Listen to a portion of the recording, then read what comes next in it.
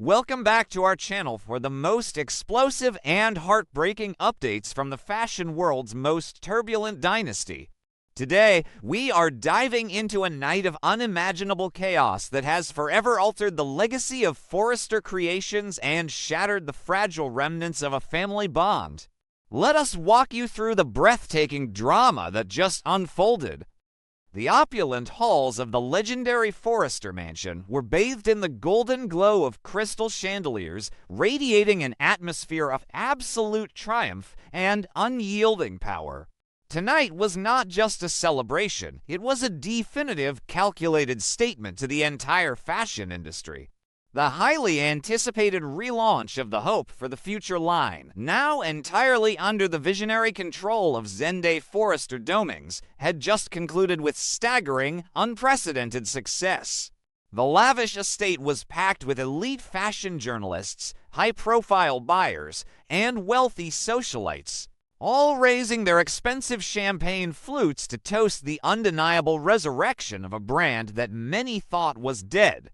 The air hummed with the intoxicating energy of victory, a stark and deliberate contrast to the recent public relations nightmare caused by the sudden, shocking defection of the brand's original namesake to the rival Logan Creations. At the center of this glittering universe stood Zende Forrester Domings, soaking in the adulation that he had been desperately craving for months. The psychological journey Zende had endured to reach this exact moment was nothing short of agonizing. For weeks, he had suffered the crushing devastation of seeing his meticulously crafted designs shelved, his promotion rendered seemingly meaningless, and his creative spirit suffocated by the corporate warfare between Steffy Forrester Finnegan and the Logan family. He had lashed out in frustration, doubting that his work would ever see the light of day.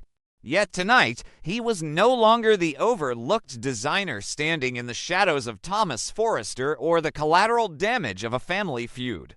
He was being hailed by the media and the Forrester patriarchs as the ultimate savior of the family empire. The validation was a potent elixir, erasing the bitter resentment that had previously clouded his judgment and replacing it with a fierce, unwavering loyalty to the Forrester name. Watching from the sidelines with a cold, calculating smirk was Steffy Forrester Finnegan. For the ruthless co-CEO, this extravagant party was the ultimate culmination of her cutthroat vengeance. Steffy had been boiling with a hyper-focused, vindictive rage ever since she discovered the calculated deception of the Hope by Logan launch. She had viewed the defection not just as a business betrayal, but as a deeply personal, malicious attack on her family and on Eric Forrester's highly anticipated haute couture return. By orchestrating this massive, flawless relaunch of Hope for the Future without its original creator, Steffy was sending a lethal message to the fashion world. Forrester Creations did not need a Logan to survive, and the brand was infinitely stronger without the woman who had abandoned it. Steffy's eyes gleamed with a predatory satisfaction as she watched the media eat out of Zen's hand, knowing she had successfully crushed the narrative that her rival had tried to build. Standing tall beside his daughter was Ridge Forrester, his chest swelling with an immense, protective pride. Ridge felt entirely vindicated in his unilateral, controversial decision to promote Zende to lead designer without ever consulting the brand's former namesake. In Ridge's hardened perspective, loyalty was the only currency that mattered in this family, and Zende had proven his worth while others had proven their treachery. Ridge's simmering anger toward the Logan women had reached a toxic boiling point in recent days. He had witnessed the catastrophic damage Katie Logan had inflicted upon his wife Brooke. He had ruthlessly participated in ousting Donna from the executive office for her complicity in the secrets, and he harbored a deep, unforgiving resentment for the chaos that had been unleashed upon his father's legacy. Tonight was supposed to be the moment the Forresters reclaimed their undisputed throne, a night where the bloodlines stood united and invincible against the betrayals of the past. But the intoxicating illusion of invincibility was violently shattered in a fraction of a second. The massive, heavy oak doors of the Forrester Mansion ballroom suddenly burst open with a deafening crash that echoed over the sophisticated jazz music. The elegant melodies abruptly ceased, replaced by a suffocating, dead silence that instantly paralyzed the room. Every head turned, every champagne flute was lowered, and the blinding flashes of the media cameras pivoted toward the grand entrance. Standing in the doorway was Hope Logan Spencer, but she was entirely unrecognizable from the immaculate, angelic, and perfectly poised woman the industry had known for years. Her appearance was a shocking, visceral manifestation of pure psychological trauma. Her hair was wildly disheveled, her designer clothes looked unkempt and haphazardly thrown on, and her eyes burned with a manic, feral intensity that sent a collective shiver down the spines of the elite guests. To understand the horrific state of the woman standing in the doorway, one had to look at the devastating emotional wreckage of the past 48 hours. Hope was a woman who had been fundamentally broken. Her calculated defection to Logan Creations, which was supposed to be her ultimate declaration of independence, had instead triggered a catastrophic avalanche of personal destruction. She had suffered a severe, terrifying panic attack and collapsed unconscious on the cold floor of the Logan Gallery, her body physically buckling under the weight of her mother's brutal rejection. Brooke Logan Forrester, the woman who had been her fierce protector her entire life, had violently disowned her, evicting her from the family cabin and declaring their relationship irreparably fractured. Liam Spencer's frantic attempts to save her from her own mind had failed.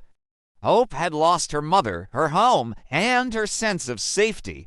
And now, seeing the Forrester family celebrating the theft of her brand, the very soul of her identity had pushed her over the edge into complete, unhinged madness. The dead silence of the ballroom was suddenly pierced by a guttural, agonizing scream that tore from Hope's throat. She did not walk. She stormed into the center of the room, her erratic, heavy breathing echoing in the cavernous space. She raised a trembling finger, pointing it directly at the chest of the man of the hour. "You are a thief!"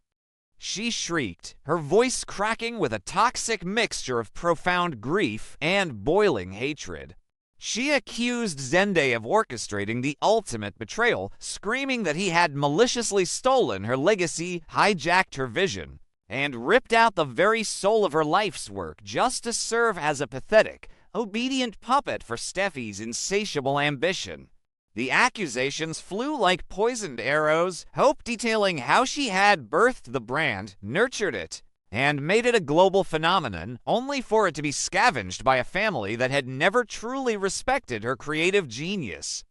Zende stood frozen in the spotlight, the euphoric high of his victory instantly evaporating into a complicated web of shock and defensive anger. He remembered the excruciating pain of his shelved designs, the agonizing weeks of feeling utterly useless while Hope played her manipulative games with the company's future. He refused to be the villain in a narrative she had written through her own treachery. Zende stood his ground, his jaw clenched, representing the steadfast Forrester loyalty that Hope had so casually discarded when she signed her secret contract with Katie Logan. He did not yell back, but his stoic, unwavering glare communicated a clear message. He had earned this triumph, and he would not let a traitor diminish the masterpiece he had just unveiled to the world. Steffy, however, did not share Zen's stoic restraint. She stepped forward, her posture radiating a lethal, vindictive dominance. She did not feel a single ounce of pity for the shattered woman screaming in her living room. She felt entirely vindicated. To Steffy, Hope's unhinged, erratic state was the ultimate, undeniable proof that Forrester Creations was infinitely better off having severed the toxic Logan influence. Steffy's lips curled into a cold, mocking smirk, her eyes silently daring Hope to continue making a fool of herself in front of the international press corps. Steffy knew that every camera flash capturing Hope's meltdown was another nail in the coffin of the Hope by Logan brand, a public relations disaster that Katie and Bill Spencer would never be able to spin. The tension in the room escalated to a terrifying, suffocating climax. Hope's manic hatred boiled over, blinding her to the reality of her surroundings. Her eyes darted wildly until they locked onto a crystal goblet of deep red wine resting on a nearby silver tray. In a swift, desperate motion, she snatched the glass, her knuckles turning white as she gripped the fragile stem. The symbolism of the dark red liquid was impossible to ignore. It represented the blood of a ruined legacy, the violent destruction of the brand she had loved, and the absolute death of her ties to the Forrester family. With a primal snarl, Hope reeled her arm back, intending to hurl the wine directly into Zen's face. A desperate, humiliating strike designed to ruin his moment of glory, just as he had ruined her legacy. But the wine never left the glass. Before Hope could execute her vindictive strike, a blur of motion intercepted her. Ridge Forrester, operating on pure, protective patriarchal instinct, leapt into the fray with terrifying speed. He did not hesitate, he did not negotiate, and he did not show a single shred of mercy. A fiery, explosive slap echoed through the luxurious ballroom, the sharp, violent sound cracking like a whip over the stunned silence. The physical impact was immense, instantly halting Hope's momentum and sending the wine glass crashing to the marble floor, shattering into 1,000 glittering, blood-red pieces. The absolute, paralyzing shock that gripped the room was indescribable. The elite guests gasped in unison, hands flying to their mouths in sheer horror. The media cameras went into a blinding frenzy, the rapid flashes illuminating the violent climax of the fashion world's most bitter war. Ridge stood over Hope, his chest heaving, his face transformed into a mask of uncompromising, ruthless fury. This was not just a reaction to a thrown glass of wine. This slap was the physical manifestation of all the rage, betrayal, and disgust Ridge had harbored toward the Logan women over the past turbulent weeks. It was for the pain Katie had caused Brooke, for the lies Donna had told Eric, and for the treacherous, calculated deception Hope had inflicted upon his family's company. Hope stumbled backward, her hand flying to her stinging cheek. The physical pain of the strike was nothing compared to the catastrophic emotional shock that paralyzed her nervous system. The burning sensation on her face mirrored the agonizing sting of her mother's recent, brutal disownment. She looked up at Ridge, desperately searching for a flicker of the father figure who had once loved and protected her, but she found absolutely nothing. Ridge's eyes were cold, dead, and entirely devoid of mercy. The realization hit her with the force of a freight train. She was no longer a cherished member of this family. She was the enemy, and she had just been physically struck down by the king of the empire she once called home. Without giving her a moment to recover, Ridge lunged forward, his large hand clamping down on Hope's arm with a brutal, iron grip. He did not care about the optics, the flashing cameras, or the whispers of the horrified elite. He was a father protecting his son's legacy and a CEO defending his sanctum. With terrifying, unstoppable force, Ridge began to drag the former princess of Forrester Creations across the sprawling marble floors of the mansion. Hope stumbled, her heels slipping on the polished stone, her voice reduced to breathless, humiliated sobs as she was forcibly paraded past the staring eyes of the industry's most powerful figures. It was a brutal, medieval eviction, a public execution of her dignity that would be plastered across every tabloid in the world by sunrise. Ridge dragged her all the way through the grand foyer, throwing the heavy front doors open to the cold, unforgiving night air. With a final, forceful shove, he cast Hope out onto the driveway, her knees scraping against the harsh pavement as she collapsed in front of the towering iron gates. Ridge stepped out onto the threshold, his towering silhouette framed by the warm, golden light of the mansion she was no longer allowed to enter. His booming, authoritative voice cut through the night, echoing with a terrifying finality. He declared, in front of the trailing media and the stunned security guards, that Hope Logan Spencer no longer had the right to step foot. on Forrester property that her name was a curse upon his house and that she was permanently, irrevocably banished from their lives. Standing outside the imposing iron gates, Hope was left completely, devastatingly broken in the darkness. The physical pain in her knees and her cheek was entirely eclipsed by the suffocating void in her chest. She had wagered everything on her independence, and in the process, she had lost the universe.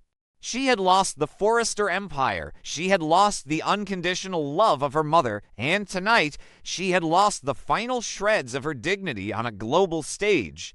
As the heavy iron gates slowly swung shut with a metallic clang, sealing her out in the cold, the Forrester family returned to their opulent celebration. The war between Forrester and Logan had finally reached a point of absolute, violent no return, and the bloodline loyalty had triumphed, leaving a shattered, unkempt woman weeping in the shadows of the legacy she once ruled.